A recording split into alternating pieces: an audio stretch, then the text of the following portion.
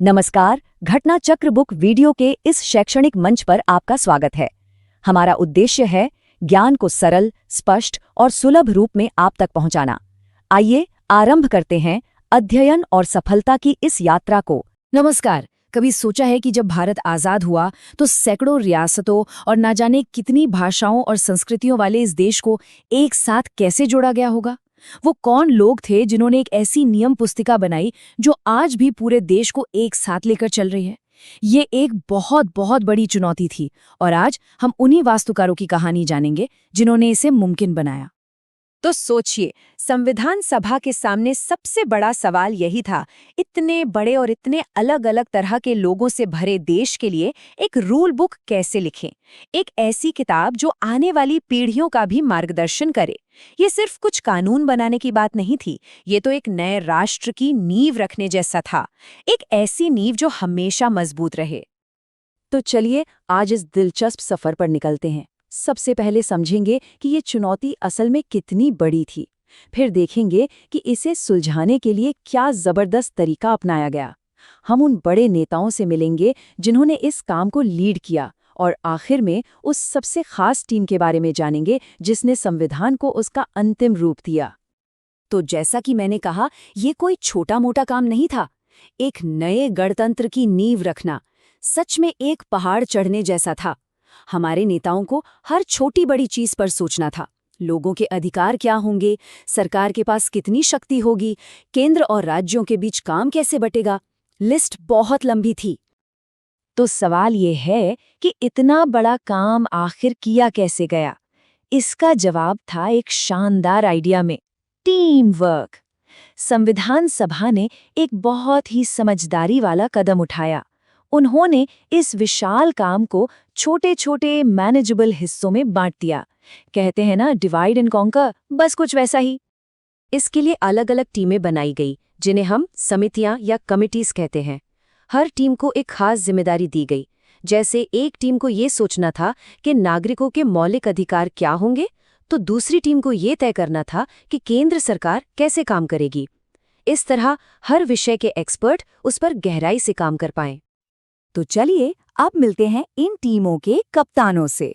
ये वो लोग थे, वो चीफ आर्किटेक्ट्स थे, जिन्होंने अपनी सूझबूझ से देश के भविष्य का नक्शा तैयार किया।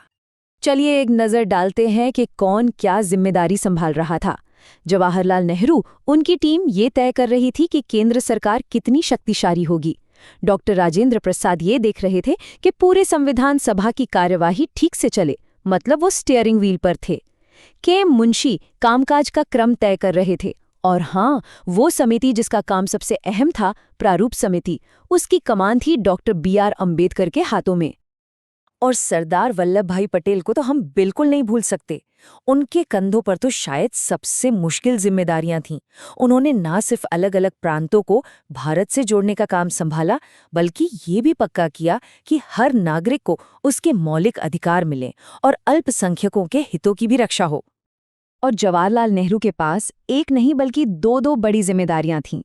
उन्होंने न सिर्फ केंद्र की शक्तियों पर काम किया, बल्कि उस समिति को भी लीड किया जिसने पूरे देश की सरकार का ढांचा तैयार किया। मतलब एक मजबूत केंद्र बनाने में उनकी भूमिका बहुत ही अहम थी। अब आते हैं उस टीम पर जिस पर सबकी नजरें थीं, प्रारूप समिति या ड्राफ्टिंग कमेटी।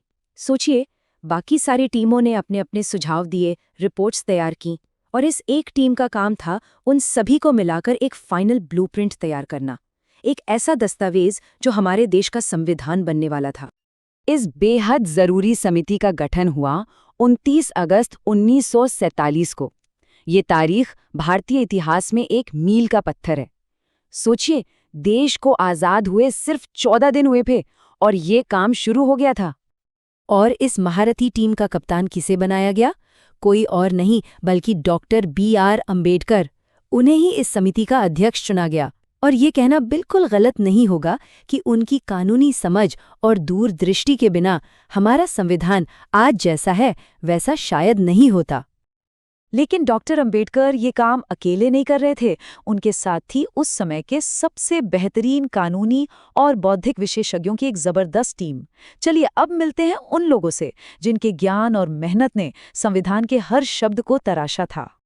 तो डॉक्टर अंबेडकर को मिलाकर इस टीम में कुल 7 सदस्य थे। जी हाँ, 7 ऐसे दिग्गज जिन्होंने मिलकर भारत के संविधान को उसका अंतिम आकार दिया। वाकई एक पावरफुल टीम थी ये थे वो 7 सितारे, एन गोपालस्वामी अयंगर, के.एम. मुंशी, अल्लादी कृष्णा स्वामी अय्यर, मोहम्मद सादुल्ला, बी.एल. मित्र और डी.पी. खैतान। और जाहिर है 7वें थे अध्यक्ष डॉक्टर अंबेडकर। इन सब ने मिलकर वो दस्तावेज बनाया जो आज भी हमारे देश की आत्मा है। ये किसी एक का नहीं, बल्कि एक पूरी टीम का साझा प्रयास था। लेकिन कहानी में एक छोटा सा मोड़ आया। जैसा कि अक्सर बड़े प्रोजेक्ट्स में होता है, इस टीम में भी कुछ बदलाव करने पड़े। कुछ ऐसे हालात बने जिनकी उम्मीद नहीं थी, और टीम की संरचना वैसी नहीं रही जैसी शुरू में थी। तो देखिए, हुआ ये कि टीम में 2 बड़े बदलाव हुए। बी.एल. मित्र की जगह एन. माधव राव को टीम में लाया गया, और जब डी.पी. खेतान का दुखद निधन हो गया तो उनकी जगह टी.टी. कृष्णमाचारी ने ली। लेकिन इन मुश्किलों के बावजूद टीम का हौसला नहीं टूटा और काम पूरी लगन से चलता रहा। तो आखिर में हम ये कह सकते हैं कि ये सारी समितियां हमारे संविधान का इंजन रूम थीं। इन्हीं की वजह से एक सपना हकीकत में बदला, एक विजन एक ऐसे दस्तावेज में तब्दील हुआ जो आज भी दुनिया के सबसे बड़े लोकतंत्र की बुनियाद है। अब जाते जाते एक सवाल जरा सोच कर देखिए, अगर मौलिक अधिकारों वाली समिति ना होती तो क्या हमारे पास आज वो आज़ादी होती जो हमें मिली है? या अगर प्रांतों को जोड़ने वाली समिति ना होती तो क्या आज भारत का नक्शा ऐसा ही दिखता जैसा है?